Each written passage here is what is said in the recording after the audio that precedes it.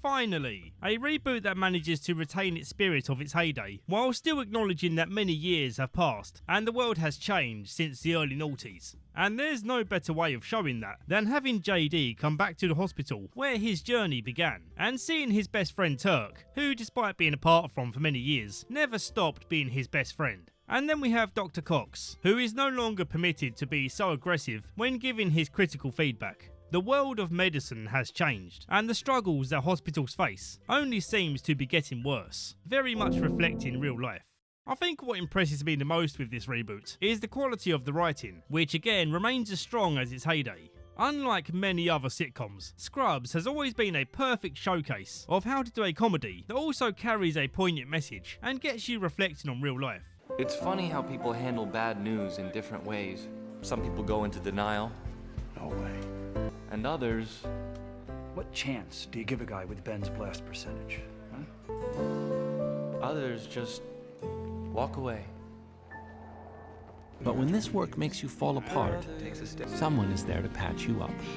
Now when it comes to the OG Scrubs style of comedy, I do appreciate that for some people, it's a bit too wacky goofy, and that might have initially turned you off from checking out the rest of the show. And if that's you, I'm happy to report they've toned down the goofiness by just a couple of notches. And for the most part, they've matured the presentation of the cutaways, and I'd say even the writing of the comedy has somewhat matured. Oh my god, I've got you. He almost started chest compressions and broke most of your ribs, but good one. Going into spoiler territory now. Ahoy! Spoilers, mateys! As in this reboot, there's some things that happen that I really want to talk about with you, because once again, they are good showcases of how the passage of time cannot be ignored. So firstly, Dr. Cox, who is always my favourite character in the show. He's getting old, and while he is highly respected as the chief of this hospital, he makes it known in the first episode of this reboot that his time here is up. His old-fashioned methods of teaching is causing too much friction, and he knows that JD can carry on his legacy using everything he taught him over the years, and adding in his own level of sweetness to be a more level-headed teacher. This particular world has passed me by. You're the only one I trust to do better and try harder. Honestly, it was really cool to see that Dr. Cox now highly respects JD, while still holding on to some of his grumpiness when dealing with these doctors in training. I just hope this isn't the last we see of him throughout the rest of this reboot. We only have 2 episodes so far, and he's only appeared for the first, to essentially say hello to the fans before handing over the reins to JD.